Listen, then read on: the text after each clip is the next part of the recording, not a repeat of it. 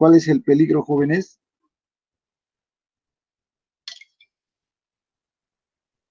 ¿Puede volver a repetir la pregunta, doctor, por favor? Ya. A ver, entonces, si el peligro está para el dengue hemorrágico en una infección secundaria, ¿sí? Entonces, ¿a quién vacunaríamos? Esa es la pregunta que me hicieron. A las En- personas que no tuvieron ninguna infección previa. A ver, ¿y otro qué dice? En realidad es un requisito que el paciente haya padecido ya dengue para que no se produzca lo de la infección cruzada. Ya, a ver, Entonces, otra opinión más, otra opinión más. Doctor, al introducir la vacuna estamos introduciendo 4 serotipos. Si el paciente ha tenido una infección, le estaríamos provocando a nosotros un dengue hemorrágico. Muy bien que has dicho eso, pero interpretemos, a ver, con sutileza. La persona, a ver, la vacuna tiene los 4 serotipos. ¿Está claro? Virus inactivados. Son virus vivos inactivados. La persona que ya ha enfermado con, vamos por orden, digamos, ha enfermado con el serotipo 1. ¿Hasta ahí van claros? Hola. Sí, doctor. Ya. Entonces, la persona que ha enfermado con el serotipo 1 ya tiene anticuerpos protectores. Cuando llegue un mosquito y le introduzca el mismo virus, ya han dicho que no va a pasar nada. ¿Por qué? Porque ya tiene anticuerpos protectores contra ese serotipo. ¿Sí? Pero la vacuna contiene los 4 serotipos y el alumno que ha contestado por la segunda vez tiene razón. Entonces, la persona que ya ha enfermado por primera vez ya tiene anticuerpos para un serotipo. Ya. ¿Cuál es el riesgo? El riesgo es de que si llega un virus vivo con todo su potencial a través del mosquito, digamos el serotipo 3, peor si es el serotipo 2, pongámosle que llega el serotipo 4 para que sea más llana la explicación. Como ya tiene anticuerpos contra el serotipo 1, cuando llegue el serotipo 4, entonces esos anticuerpos no le van a hacer nada primero, sino van a facilitar el ingreso, van a facilitar la replicación. Ahí es cuando se va a activar el plasminógeno, se activa el complemento y se unen estos anticuerpos. Y hay una reacción, una reactividad cruzada entre los anticuerpos del anterior serotipo o sea, los anticuerpos contra el serotipo 1 y los anticuerpos contra el serotipo 4 que recientemente se han formado. Ahí se va a producir la reactividad cruzada y puede haber dengue hemorrágico. Entonces, la vacuna quiere prevenir porque trae antígenos, o mejor dicho, trae un virus atenuado. Entonces, trae el serotipo 1, el serotipo 2, 3 y 4. Entonces, la persona que ya enfermó necesita la vacuna. El serotipo 1 de la vacuna no va a tener reactividad cruzada. ¿Por qué? Porque es el mismo serotipo, porque ya más bien los anticuerpos son protectores. Pero va a desarrollar esta persona anticuerpos contra el serotipo, en este caso, contra el serotipo 4 ya tiene el serotipo 1 y va a desarrollar contra el serotipo 2 y 3. No sé si me han captado. Tal vez les he mareado un poquito con el orden. Iremos con otro ejemplo. A ver, un segundito, escúchenme. Iremos con otra clasificación, digamos, en orden para que entiendan. La persona el año 2000, este año, digamos, el 2020 ha enfermado con el serotipo 1. Ya tiene anticuerpos contra este serotipo. Si el próximo año el mosquito trae el virus del serotipo 1, no va a pasar nada. ¿Cuál es el peligro en esta persona? Que el mosquito traiga el serotipo 2, entonces puede desarrollar por 2 motivos en este caso. Porque el serotipo 2 es hemorragíparo y porque además es infección secundaria. Entonces puede haber una reactividad cruzada entre los anticuerpos. Ahora voy a la vacuna. La persona que ha enfermado este año, supongamos contra el serotipo 1, en realidad no sabemos, no han tipificado la cepa, pero supongamos que han identificado contra el serotipo 1. Ya está segura esa persona que enfermó este año 2020 contra el serotipo 1. Ya tiene anticuerpos, ya no le preocupa, ¿no es cierto?, el serotipo 1. Pero le preocupa que el mosquito le inocule otro serotipo, con lo cual habría dengue hemorrágico. Entonces aquí viene la previsión de la vacuna. La vacuna le va a introducir antígenos, en todo caso atenuados, deformados, ¿no es cierto?, contra el serotipo 1, contra el serotipo 2, contra el serotipo 3 y contra el serotipo 4. ¿Cuál es el objetivo de la vacuna? Que se formen anticuerpos, contra estos serotipos. La persona que recibe la vacuna contra el serotipo 1 también no pasa nada, porque ya tiene anticuerpos protectores, ya los tenía. Entonces, conclusión, lo que ha dicho el compañero en la segunda respuesta, si quienes deben vacunarse son aquellos que ya han enfermado para que no haya reactividad cruzada y por el contrario, con la vacuna desarrollan anticuerpos como si ya hubieran enfermado contra todos los serotipos, de tal manera que cuando el mosquito el siguiente año venga y les inocule el virus tremendamente virulento, ya sea del 1, del 2, del 3, del 4, no va a pasar nada porque ya tienen anticuerpos protectores. Quiero que debatan sobre eso. Bueno, doctor, como le decía, justamente eso estaba leyendo. No te escucho mucho, más fuerte. No te escucho, apenas te escucho, amorosa, más fuertecito, aunque sea, grítame. Bueno, doctor, ahora Ahora sí, sí, ya. ahora sí te escucho más. Justamente se recomendaba eso, o sea, que la vacuna se tiene que dar en aquellas personas que han estado infectadas ya. ¿Por qué? Exacto, Porque, o sea, si se da a personas que aún no han estado infectadas, cuando estas personas se infecten, hay el peligro de que puedan producir un cuadro clínico mucho más grave. claro. Por ejemplo, Eh, mi papá tuvo dengue, doctor, no sabemos de cuál serotipo, pero ya tuvo un cuadro grave, por así decirlo. Todo salió bien, se le dio la medicación correspondiente, pero eh, en todo caso de la familia, él sería el que tendría que hacerse vacunar, digamos, porque si nosotros nos hacemos vacunar, corremos con el riesgo de que si nos llegamos a infectar, presentemos un cuadro más severo. ya. Entonces, la interpretación es esta, ¿no? Es como si el mosquito trajera, ¿no es cierto?, los virus al mismo tiempo, y es en verdad eso, al formar anticuerpos simultáneamente contra los diferentes contra los diferentes serotipos, va a haber reactividad cruzada de los mismos anticuerpos. Si una persona es virgen, o sea, no tiene ningún anticuerpo protector. En cambio, en cambio, si nosotros damos a la persona que ya ha tenido infección, entonces con el mismo serotipo no va a pasar nada porque ya hay anticuerpos formados.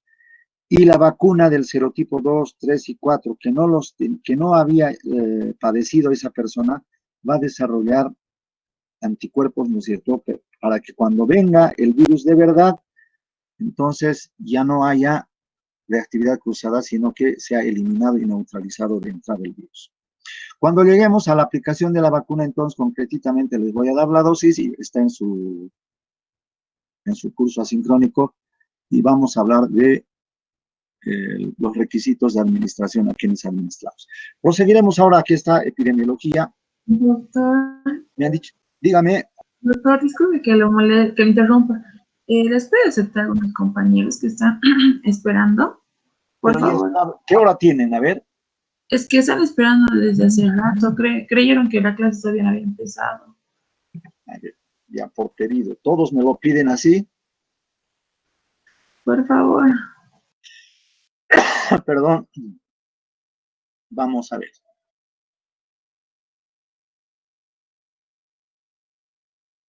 Dejaré de compartir entonces.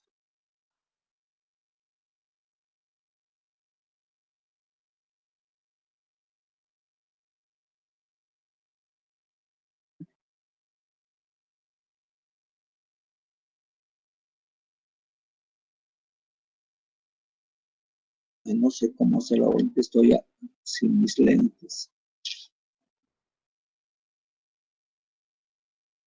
Aquí está.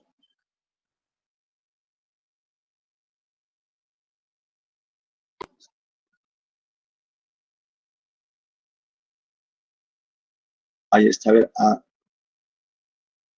Luis Hugo. Ahí está.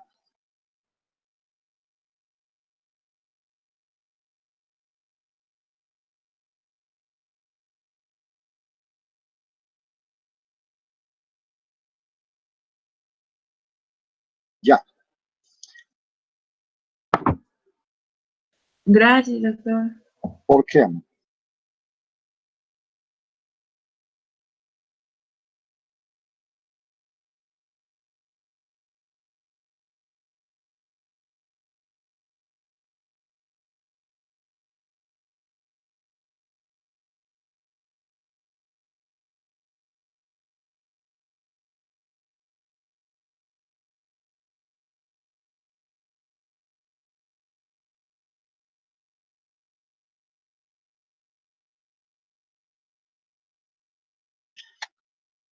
Si ven la diapositiva, jóvenes, entonces ya este paisaje nos está diciendo todo. La epidemiología es en estos lugares donde hay dengue. ¿Por qué? Porque en este lugar tropical vive el mosquito. Y donde hay el mosquito transmisor, está el virus, y entonces se produce la enfermedad. Este es el transmisor, el vector que se llama Aedes aegypti, ahí está. Y este Aedes aegypti, si bien acá no se ve, a partir de la cabeza son dos líneas blancas, una línea blanca y otra línea blanca. Esa es la característica de la Aedes aegypti. Y quien transmite la enfermedad es el mosquito hembra, ¿sí? Esa es la que se alimenta de sangre para su progenie. Entonces, es la única que transmite y esta también es la que se infecta cuando está chupando sangre de una persona en fase de viremia, que hemos dicho que dura los 3 a 6 días. Este también es el Aedes aegypti. Y como vemos, esas marquitas, ¿sí? Es posible que no tengamos oportunidad de ver las dos rayitas, pero esa es la biología. Este es el albopictus. Este albopictus solo tiene una raya de aquí desde la cabeza y aquí en el cefalotórax. Tiene una sola raya. Y este mosquito no lo teníamos, creo que comenté, desde el Asia, la Polinesia, el África, ha llegado a este continente americano y según algunas versiones porque hubieran manipulado la genética de este mosquito y le han tornado de mayor resistencia. Unos dicen para que disemine la enfermedad, para que propague la enfermedad. Esas son las versiones con respecto a la persistencia y a la multiplicación de este mosquito en otros continentes. Ustedes tienen ya su criterio formado, podrán deducir si efectivamente tienen razón o no. Y este es el ciclo del mosquito. El mosquito hembra coloca huevos y en 7 días se convierte en larva y en los 3 días siguientes se convierte en pupa y luego en mosquito adulto. En total son 10 días para que se complete de huevo a mosquito adulto. Ese es el ciclo, perdón, del dengue. Bien, entonces los virus están donde está el insecto vector, en todas las regiones. ¿Y dónde está el insecto vector? En los lugares tropicales. Aquí está en grados, ¿no es cierto? Desde los 30 grados de latitud norte a 20 grados latitud sur. Y en los países, el Caribe, América o las zonas geográficas, América Central del Sur, Hawái, Sureste Asiático, México, Australia, Pacífico Sur y África Central y Occidental. La transmisión es posible, esto sí es pregunta de examen, por debajo de 2000 metros sobre el nivel del mar y con mayor intensidad en la estación lluviosa. En este clima frío no tenemos dengue, está en estado de latencia, pero este año ha tenido particular gravedad en Santa Cruz y en los lugares tropicales, sobre todo en Santa Cruz, por la gran densidad demográfica. Han sido atacados los cruceños o las personas en Santa Cruz por COVID-19 y simultáneamente por dengue. Ha sido realmente es un gran problema para el control epidemiológico de estas dos enfermedades.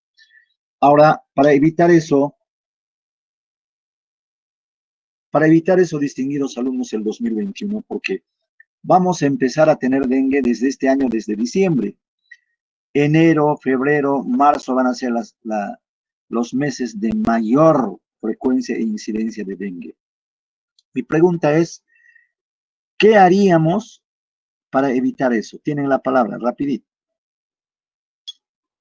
Primeramente, doctor, se fumigaría. Luego Ya. evitaríamos lo que son las aguas estancadas por las lluvias que va a haber. Ya, fumigaríamos. Ya. Fumigaríamos seguramente con insecticidas, ¿no es cierto?, para eliminar a los mosquitos. ¿Cuándo fumigaríamos? Desde octubre, noviembre, doctor. Ya, Es cuando se perfecto. empieza Entonces, ya lo hemos dicho todo. Eso tenemos que hacer.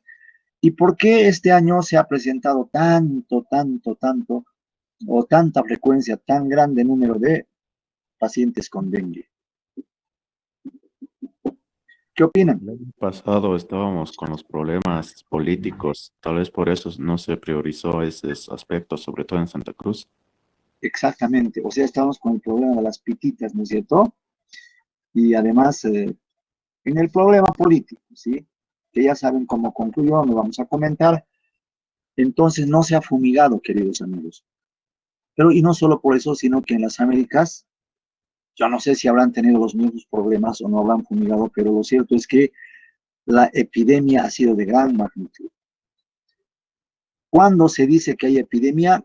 Cuando en una determinada región, un poblado o una ciudad, se presenta la frecuencia en una frecuencia inhabitual, o sea, no habitual, que supera la frecuencia de años anteriores o de épocas anteriores. Entonces, si el año pasado hubiera sido, pongámosle, 3.000, y este año fuera 2.000, no sería epidemia. Pero si el año pasado hubiera sido 3.000 de dengue y este año ha sido 30.000, entonces es epidemia. Pero para ser más objetivo, si el año pasado fue 3.000 y este año 3.000, no es epidemia. Pero si el año pasado fue 3.000 y este año 3.001, ya es epidemia. Dicho eso, seguimos avanzando. El hombre es el reservorio del virus. Entonces, si el hombre es el reservorio, ¿dónde está el peligro? En los barrios superpoblados o en las ciudades de gran densidad demográfica. ¿Por qué? Porque en ese lugar existe vegetación, existe el clima, la altura y existe el mosquito y que contiene el virus. Por lo tanto, ha de ser fácil que transmita de una persona a otra. Y acá entonces tiene que ver mucho los lugares superpoblados o ciudades, las urbes, y donde se va a transmitir con más facilidad de persona a través del mosquito. Otra característica, el Aedes aegypti o el Albopictus quedan infectados durante toda su vida y puede transmitir el virus a su progenie, vean. Entonces, los mosquitos de una generación a otra ya son transmisibles, ya portan el virus transgénicamente. El riesgo para los turistas depende dónde van. Por ejemplo, un paseo a Punta Cana, ojo, tiene el riesgo de que puedan regresar con dengue, con chikungunya o con zika virus. ¿Por qué? Porque Punta Cana es una zona endémica, como lo es Santa Cruz, como es Bolivia en los lugares tropicales. ¿Y qué se dice de los turistas que visiten o que se alojen en alojamientos que tengan buen confort y que tengan medidas de bioseguridad y que haya calidad de vida durante su viaje? El mayor riesgo está en los barrios pobres, y si está en un buen hotel, vean lo que dice, el riesgo será mínimo. Tienen mucha razón. Las manifestaciones clínicas. Bien, vamos a reconocer acá rápidamente las formas o las variedades clínicas. Esta es una pregunta de examen. Se puede manifestar el dengue como una fiebre indeterminada, nada más. O puede manifestarse con síntomas y signos de dengue clásico. Anotamos entonces la segunda variedad. La otra es que haya dengue hemorrágico, que es un cuadro muy severo, y este otro que es también severo es el síndrome de choque por dengue. Entonces puede presentarse con estas 4 modalidades. Pregunta de examen, jóvenes. Ahora analizamos rápidamente cómo está configurado el cuadro clínico del dengue clásico. Tenemos entonces el dengue clásico, que tiene un periodo de incubación que un promedio de 5 a 8 días puede enfermar, ¿no es verdad? Y tal vez entre 13 y 14 días los días más extremos. Acá, como estarán viendo, jóvenes, se parece mucho al periodo de incubación de COVID-19, que es de 2 a 14 días. Variantes aún más tardías en COVID-19, en cambio acá los extremos son de 13 a 14 días y un promedio de la mayoría de 5 a 8 días.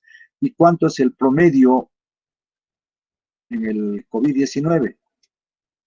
¿Se acuerdan? ¿Entre qué días enferman más personas?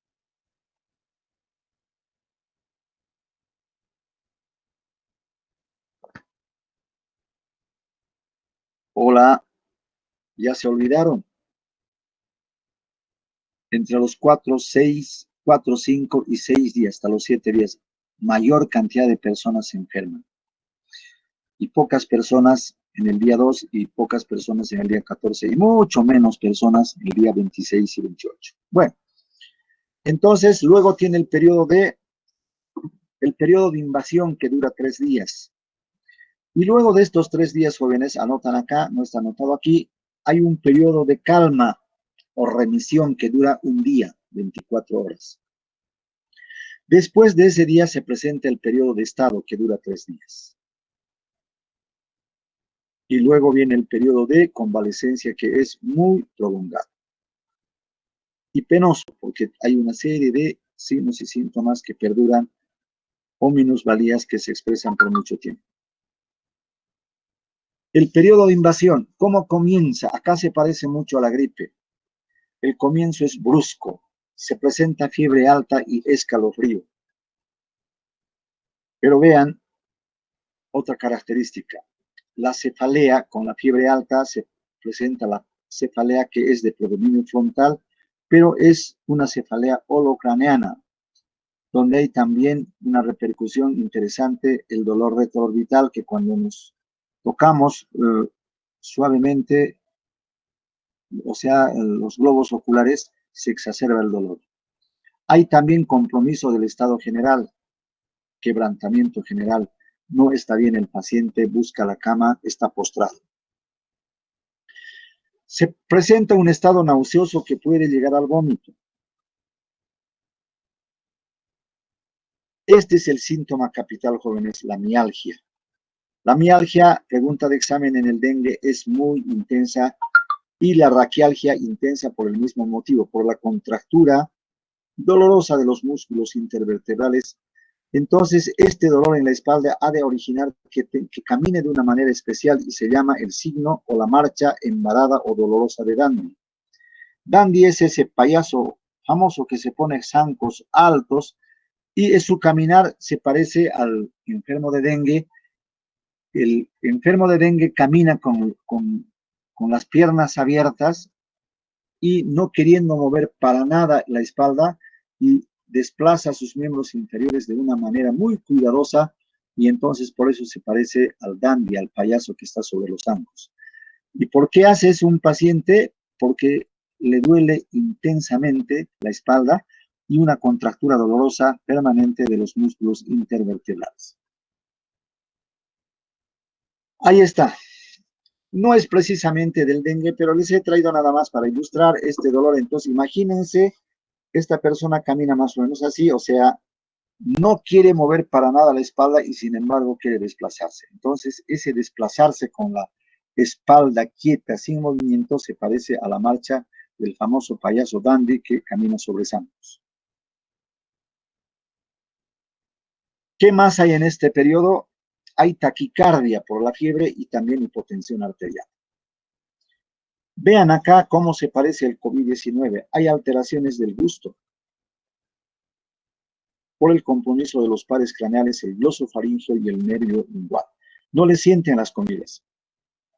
Hay un enrojecimiento de la cara, es una facies congestiva, y hay un enrojecimiento hasta el cuello, a eso se llama facies de Faylet-Owen. Entonces, no es propio este signo o esta facies del dengue, también se presenta en la escarlatina y también puede presentarse en la fiebre amarilla, la facies de Faylet-Owen. También hay un enrojecimiento de los ojos, es una conjuntivitis. Y si hay una conjuntivitis, va a haber molestia a la luz, hay fotofobia. Otro signo que van a buscar jóvenes, hay poliadenopatía. Acompaña la poliadenopatía. Vean, si dura 3 días o 4 días, remite la fiebre. A eso me refería, ¿no es cierto? Después del periodo de incubación, hay un periodo de calma o remisión. Al cabo de un día vuelve a reaparecer a las 24 horas, originando una curva bifásica. Entonces, el primer día que hay el alza térmica y luego cede después de 3 o 4 días y vuelve a ascender, entonces eso va a trazar la curva bifásica. Ahí está la fase de Faylet.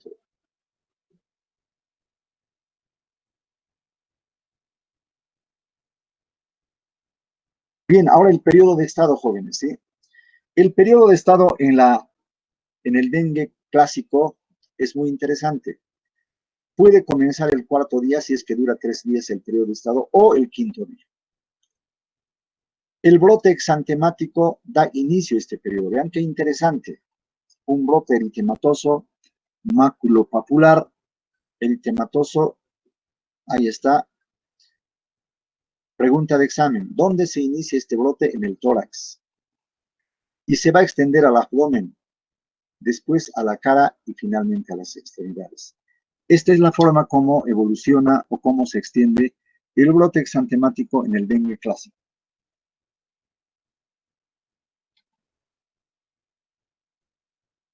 ¿Cómo es este brote exantemático? Se parece al brote en el sarampión, por lo tanto es morbilliforme, o puede parecerse al brote de la escarlatina, por lo tanto será escarlatiniforme. ¿Cuánto dura? 3 días. Y desaparece sin dejar, o sea, sin escamar, sin ninguna huella. Pueden también presentarse petequias en piel y manchas en la mucosa bucal, a eso se llama enantema. Si estas manchas eritematosas o rojas se presentan en las mucosas, entonces se llama enantema.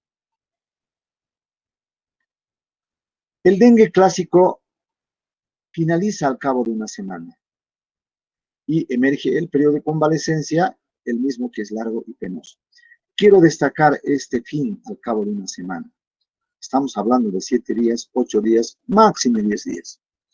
Ese es el curso evolutivo, jóvenes, de todos los virus que son ARN, que tienen genoma ARN. Por eso en el COVID-19, cuando no calma, cuando no va la convalecencia después de 7 días, tenemos que pensar que ya no es por el efecto del virus, sino por los complejos inmunes. Y no en todas las personas, sino en muy pocas personas que tienen el sistema inmunológico desregulado, en desequilibrio. Vuelvo a repetir, creo que ya lo he dicho muchas veces. En el COVID-19, a partir del 8.º día, los virus descienden. ¿Por qué? Porque ya hay anticuerpos que los neutralizan. IgM e IgG, particularmente la inmunoglobulina G. Entonces, en el estudio que estamos planteando, jóvenes, estamos planteando que el efecto antiviral, o sea, de inhibidor de un fármaco de inhibición de la réplica viral, tenemos que demostrarlo los primeros días, a las 72 horas máximas, a los 7 días. Si yo quisiera extender el estudio y decir que he negativizado a los 14 días, ya habría un factor de confusión. ¿Por qué? Porque ya no sabría si es el fármaco que he empleado durante tanto tiempo prolongado o es el efecto de la inmunoglobulina M y la inmunoglobulina G, que a partir de los 5 días, inclusive a partir de los 3 días, en títulos bajos sí, pero sobre todo a partir de los 8 días ya están en títulos altos y mucho más aún en la segunda semana. Entonces, yo ya no sabría si es el antiviral que he empleado o es el efecto inmunológico. Entonces, por eso es que en uno de los objetivos es probar la eficacia antiviral en los primeros días. Bueno, entonces decirles, jóvenes, que todos los virus que tienen ARN, el arenavirus, el virus de la fiebre amarilla, el virus del dengue, el virus de chikungunya, Zika virus e incluido el virus del COVID-19, debería mejorar a partir del 8.º día. Y si no sucede eso, es ya por la tormenta de citoquinas y los complejos inmunes que están causando un grado intenso de inflamación y que pueden causar coagulación intravascular diseminada, plaquetopenia, etcétera, y finalmente llevar a la muerte a los pacientes. Si no hay comentarios, seguimos. Doctor, me quedó una duda sobre lo que acaba de decir. En el estudio, ¿va a probar la eficacia antiviral solo en los pacientes que están empezando con el cuadro clínico o también con los otros grupos que ya tienen, que ya han avanzado en su sintomatología y ya han pasado más días? Mira, la estrategia se está abriendo con muy buen sentido común y lógico. Nosotros hemos de introducir, mejor dicho, hemos elegido a las personas asintomáticas, pero positivas, ¿sí? ¿Por qué? Para no tener ningún sesgo de confusión. En estas personas asintomáticas, pero que son positivas para el virus ya, o sea, ya tienen el virus en su organismo, no hemos de emplear ningún otro medicamento, entonces no vamos a tener el problema de cuidar la interacción farmacológica. Entonces vamos a administrar solo el dióxido de cloro, de tal manera que decimos, si solo le hemos dado cloro, y siendo positivas estas personas, luego negativizan en la prueba y luego una segunda negativa y ya prácticamente merecerían el alta epidemiológica, sin duda alguna estaríamos demostrando su eficacia antiviral. Pero también a estas personas que le vamos a dar el dióxido de cloro, ¿no es cierto?, le vamos a medir la saturación la saturación de oxígeno antes de darle el dióxido de cloro. Vamos a anotar X valor. Porque no olvidemos que los asintomáticos, según la definición de paciente sospechoso de COVID-19, no toma en cuenta este signo que lo patentiza el médico, que es la saturación de oxígeno. Solamente se rige por los signos, o mejor dicho, por los síntomas y signos clínicos habituales, y sobre todo subjetivos, como es la fiebre, que lo patentizará después, sí, ¿no? La cefalea, el dolor, ¿no es cierto?, la odinofagia, etcétera. Entonces, esos son los síntomas o las alteraciones del gusto, por decirlo. Y la tos seca, que obviamente es un signo también, porque el médico escucha y se da cuenta si es una tos productiva o es una tos seca. Solo son esos síntomas que caracterizan a un paciente, o es sintomático o es asintomático. Pero vuelvo a explicarles, un paciente asintomático de estos síntomas que les he mencionado puede estar ya saturando, puede estar en un nivel de hipoxia, no sé si leve, moderada o grave. Pero si le hemos medido ya antes de darle dióxido de cloro y luego cada 4 horas controlamos inclusive estos asintomáticos, estamos también comprobando su efecto terapéutico. Si mejora la saturación de oxígeno, inclusive en estos asintomáticos que silenciosamente estaban yendo rumbo a una discapacidad total pulmonar en la hematosis, entonces es obvio que también estamos patentizando que mejora la saturación de oxígeno. En los enfermos leves, también positivos, ya con síntomas, también hemos de ingresar con dióxido de cloro. Como son leves, tampoco les vamos a administrar aún. Estamos hablando de 72 horas a una semana prácticamente. Pero si se agravan, obviamente, pues merecerán la hospitalización, etcétera. Pero en los pacientes con sintomatología leve, hemos de demostrar también los dos efectos, las dos eficacias. Si negativiza el sintomático leve que estaba positivo, si negativiza 2 pruebas negativas, en el plazo de 72 horas y 7 días, es claramente que estamos demostrando también en estos pacientes la eficacia antiviral del dióxido de cloro. Pero también en ellos, si nosotros notamos que hay mejora, hay cambio en la saturación, mejor satura, ¿no es verdad?, después de administrar, también estamos advirtiendo, observando que hay un cambio, la eficacia de saturación de oxígeno. Y finalmente, en ambos sujetos de estudio hemos de valorar qué efectos adversos se han presentado. En conclusión, querido Alex, ya en estas personas de más de 13 millones de enfermos o de positivos que se han presentado en el mundo, ya hay una evidencia médica que nosotros no lo necesitamos ya hacer. ¿Por qué? Porque no tenemos medios para hacer la carga viral. Pero ¿Qué nos dicen las evidencias en esos 13 millones de casos positivos? Que la mayor carga viral sucede entre el día 1, 2, 3 y 4. Y a partir del octavo día ya desciende la carga viral hasta hacerse negativa. Y ya sabemos, ¿no es cierto?, que es por los anticuerpos, etcétera. Entonces, nosotros vamos a probar la eficacia antiviral de cualquier fármaco en estos días de mayor carga viral. Si habiendo sido positivos entran al estudio y a las 72 horas negativizan y otras 24 horas después negativizan, entonces ese paciente ya no transmite el virus. Esa es nuestra hipótesis. No sé si les he explicado con eso. Tienen la palabra para comentar. Sí, doctor, me quedó claro su explicación. Una duda más. Me queda, vi que cuando hicieron otros estudios había ese problema de la ética, porque para que se haga un estudio con más precisión, daban placebos a los pacientes, pero, o sea, la ética te puede, o sea, si es un posible tratamiento, no deberías privar de eso a tus pacientes. No sé si van a dar placebo o no en este estudio, doctor. Estamos con esa disyuntiva, Alex.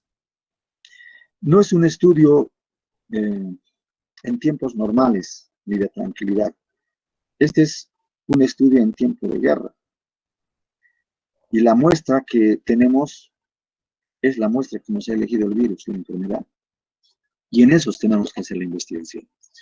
Entonces, hoy estamos pensando en los asintomáticos, precisamente porque son leves y porque es breve el tiempo de estudio. Entonces, a una población vamos a dar para determinar el efecto placebo, que es obviamente un patrón de comparación muy importante, que nos permite con mayor solidez, digamos, o con mayor fuerza para lograr los objetivos esperados o analizar los objetivos esperados. Y bueno, eso es lo que hay, esa es la disyuntiva y estamos tropezando con N dificultades. No es cuestión de ir a dar el dióxido de cloro a troche moche, ¿no es cierto? Que no vamos a tener criterios lógicos para hacer el análisis de datos. Entonces nos estamos esforzando en medio de esta precariedad, tratar de lograr un perfil aceptable en nuestra investigación que nos permita lograr evidencia en el plazo de 15 a 20 días. Sin embargo, yo quiero decirles que tenemos otros proyectos ya ahora de investigar. Por ejemplo, vamos a investigar, prospectivos vamos a hacer seguimiento de estos convalecientes de COVID-19. ¿Qué consecuencias van a tener? Porque ya se han dicho que hay muertes súbitas por tromboembolismo, entonces hay que investigar. Y obviamente ahí vamos a hacer con población testigo, randomizado, aleatorizado, ¿no es cierto?, doble ciego, y esos estudios sí nos permitirán llegar a conclusiones más contundentes. Y yo les invito desde ahora a quienes les interese la investigación, a hacerlo. Yo he dicho ya con la vergüenza que he sentido frente a esta pandemia, como facultad, como universidad, hemos sido parte del problema, no hemos sido parte de la solución. Aun cuando propuse antes de que ingresemos inclusive, o cuando hemos entrado a la cuarentena, he propuesto la utilización del plasma. Bueno, ya publicaremos más adelante. Era como levantar un voladorcito al aire y en vez de que me acompañen con otros voladorcitos, he sentido pedradas que lo han tirado mi voladorcito al suelo. ¿Qué dije yo? Que se advirtiera a la Presidente que empiece con los primeros convalecientes a lograr plasma y que se dicte inclusive una ley, si no obligarles, pero exacerbar su sensibilidad y solidaridad para que pudiera haber plasma para tratar en los primeros días. Ya sabemos que el plasma debe darse los primeros 10 días, luego no sirve. ¿Por qué? Porque ahí hay anticuerpos que forma el mismo paciente y lo demás, jóvenes, es un problema de complejos inmunes, ya no es efecto del virus. En fin, digo que ya no vamos a parar de investigar, ¿sí? Ya desde ahora les estoy invitando, tenemos varios brazos ahora para investigar en los convalecientes y ojalá que si llega la vacuna, pues llegaremos ya no a la misma realidad, sino a una nueva realidad, pero Si ya no tenemos este peligro, podremos investigar, podremos trabajar académicamente. Y creo que también la universidad va a tomar un nuevo rumbo, una nueva universidad con proyectos, con rol de investigar, investigar e investigar para producir nuevo conocimiento. No sé qué opinan, jóvenes, al respecto. Doctor, disculpe, una vez que tengan los resultados y en caso de que fuesen favorables sobre el dióxido de cloro, ¿llegarían a implementar este estudio en pacientes que ya se encuentran con un cuadro más grave? Claro, a eso iba. Una investigación tiene beneficios. Si nosotros sí hemos probado en estos, ¿no es verdad?, que mejora la saturación de oxígeno, ¿qué más? Si es por eso que mueren las personas. Yo les voy a poner, y esto ya se ha viralizado además, de un ciudadano en Riberalta cómo muere. Y entonces, si el dióxido de cloro, mejora en los valores, ayuda, la saturación de oxígeno no es más. Entonces vamos a aplicar a los pacientes graves y a los pacientes críticos. Ya no importa el sesgo de confusión allí, sino ya probado el efecto terapéutico, entonces hemos de aplicar, ese es el segundo, bueno, ya es una acción, una extensión universitaria, un beneficio de la investigación. Nosotros diremos, no hay efectos adversos, o sí hay estos efectos adversos.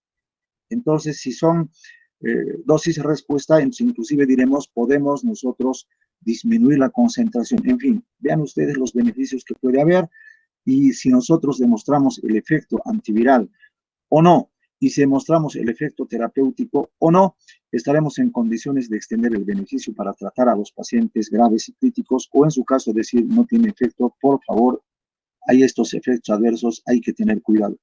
Pero sin hacer esta investigación sería una imprudencia, una torpeza, como está sucediendo, repetir, ¿no es cierto?, de memoria los avisos que ha emitido AGEMED, por ejemplo, en fin, inclusive algunos profesionales que han denostado sin tener ninguna evidencia contra este producto.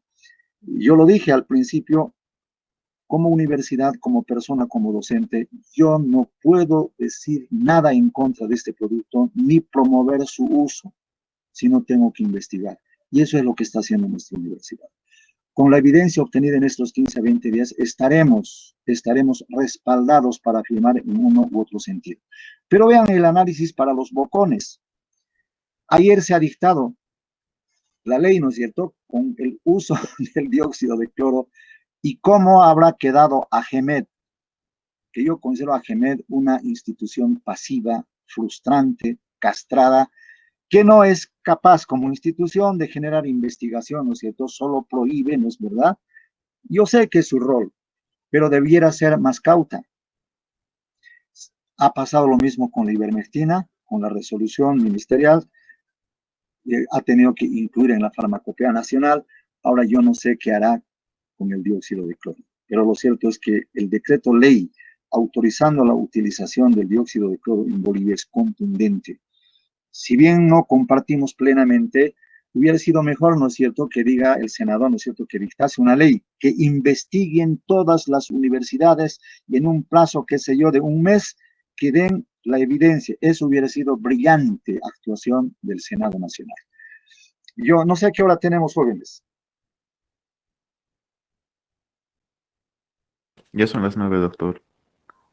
Bueno, quedaremos acá entonces en manifestaciones clínicas, jóvenes. Estamos, no sé en qué diapositiva. Estamos en la diapositiva 31, ¿ya? Listo, jóvenes. Entonces, nos vemos la próxima clase. ¿Cuándo nos toca? Doctor, Sí, doctor, De mañana. quería aprovechar para hacerles una invitación a mis compañeros dentro de la sociedad científica. Bueno, su persona aceptó ser representante de Bolivia en un conversatorio que vamos a tener este domingo. Y bueno, con la investigación que está realizando, la verdad su experiencia nos sirve mucho para discernir muchas situaciones que estamos pasando durante esta pandemia. Entonces, bueno, les hago la invitación formal a mis compañeros y les voy a estar pasando la información y los links de inscripción en los grupos de WhatsApp. muy bien. Yo le agradezco por el honor que me brindan y si es el cuestionario sobre el que tengo que preparar, lo haré con gusto. Si hay algún otro cambio, me avisa en el transcurso de hoy día y yo le voy a enviar los documentos que me ha pedido en el transcurso de hoy día, querido Alex. Muchas gracias, doctor. Muy bien, entonces hasta la próxima clase, jóvenes. Hasta luego. Hasta luego, gracias, Alex. Gracias. Hasta luego, doctor. Hasta luego, Hasta luego, jóvenes. doctor. Hasta luego. Chau, chau.